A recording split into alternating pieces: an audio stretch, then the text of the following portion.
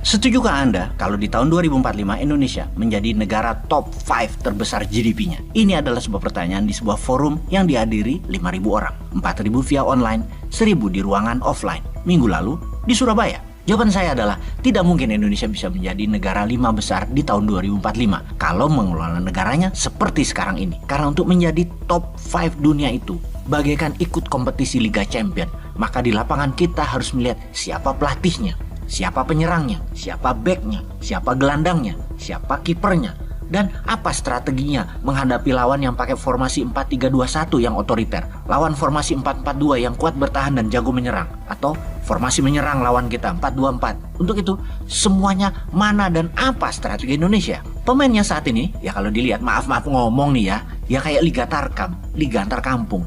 Itu juga belum tentu menang. Makanya untuk itu di tahun 2024 katanya Indonesia mau ada coach baru, mau main di Liga Champion. Ya kita lihat apa strateginya, lalu kita perhatikan mana pemainnya. Jadi juara nggak nanti Indonesia bisa kebaca dari awal pastinya. Sungguh, kalau kita mau jujur pada diri sendiri, zaman reformasi yang telah 25 tahun berjalan, jalan doang loh ya, nggak lari apalagi terbang. Ada 5 presiden sudah menjalani zaman reformasi. Masih belum maksimum hasil bernegaranya. Oke, ada baiknya Indonesia membandingkan dalam periode yang sama pejabat yang berkuasa antara tahun 2014 sampai tahun 2021 di negara lain. Di mana sama-sama kena masalah COVID, sama-sama kena efek perang di Ukraina, sama-sama kena efek naiknya harga BBM. Kita bandingkan dengan Narendra Modi, Perdana Menteri India, di mana ketika dia menjabat, GDP nasional India di tahun 2014 adalah sekitar 2 triliun dolar. Dan di tahun 2021 meningkat menjadi 3,2 triliun dolar. Tiongkok di bawah Xi Jinping di tahun 2013 GDP-nya sekitar 9 triliun dolar. Di tahun 2021 menjadi 18 triliun dolar. Indonesia di tahun 2014 kira-kira 900 billion dolar.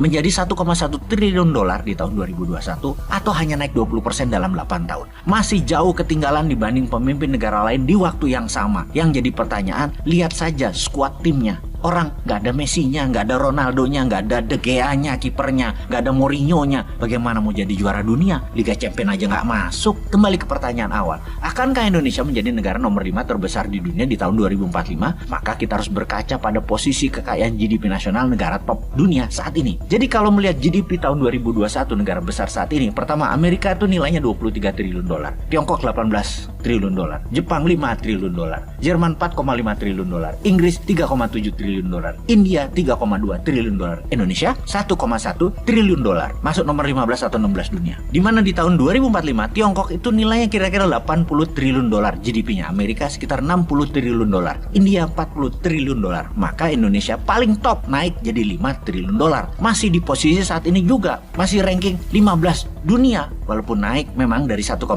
ke 5 triliun, naik bener 400% dalam 22 tahun, tapi menjadi top 5 yang gak masuk. Indonesia harus tumbuh rata-rata 20% dalam 20 tahun ke depan, stabil. Baru Indonesia bisa jadi negara nomor 1 GDP-nya di tahun 2045 seperti maunya Newmind. Kalau top 5, Indonesia harus tumbuh double digit di atas 10% per tahun. Dan mulai kapan? Mulai tahun ini 2022. Dan Bosman dengan PD-nya menjawab selanjutnya setelah pertanyaan tidak mungkin Indonesia masuk top 5 di tahun 2045, yaitu beda kalau Newmind yang dapat mandat. Beda, bukan hanya masuk 5 besar tapi nomor 1 country in the world GDP-nya. Langkah kita pertama apa untuk membuat itu semua? Kita membuat rupiah menguat dulu. Bagaimana caranya? Pertama kita petakan kemana dolar keluar setiap harinya. Beli BBM, kemudian beli pupuk, beli pangan, beli bahan baku produksi, kemudian impor barang dagangan konsumtif dan lain sebagainya. Untuk itu semua mungkin 99%-nya bayar pakai dolar. Jadi kita mulai dari BBM supaya dolar tidak keluar untuk BBM. Bagaimana kita tidak impor BBM lagi? Nah, ini kita membangun yang namanya nation strategi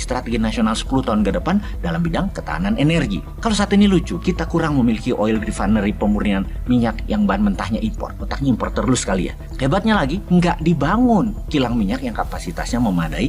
Hingga saat ini kita impor BBM jadi, bukan hanya crude yang kita impor. Kebijakan nasional bahwa Pertamina satu-satunya perusahaan yang boleh jual beli minyak diubah. Semua swasta nasional boleh. Negara tinggal memajaki saja. Saat ini Pertamina lembaga yang sangat tidak efisien. Bandingkan dengan Petronas yang sumber bahan bakunya 1/10 Indonesia atau 10% saja, profitnya lebih bagus dari Pertamina. Jadi ikutkan swasta nasional membangun ketahanan energi nasional. Jangan dimonopoli Pertamina. Negara itu di atas Pertamina. Kalau sekarang Pertamina adalah negara, lah kebalik gak tuh? Swasta harusnya boleh punya kilang minyak sendiri, boleh punya refinery sendiri, boleh punya distribusi sendiri. Swasta boleh bangun refinery berbahan baku kondensat, light oil, dan gas alam dikonversikan jadi BBM. Teknologi hydrocracking murah dan bisa skala mini. 10.000 barel per day ada, 5.000 barel per day ada, 1.000 barel per day pun ada. Dan ini bisa at site, di sumur tambang atau di bibir tambang, di mine mouth. Nggak ada biaya distribusi bahan mentah. Dengan mengubah semua kondensat dan gas alam Indonesia, ini bisa mengurangi unsur impor.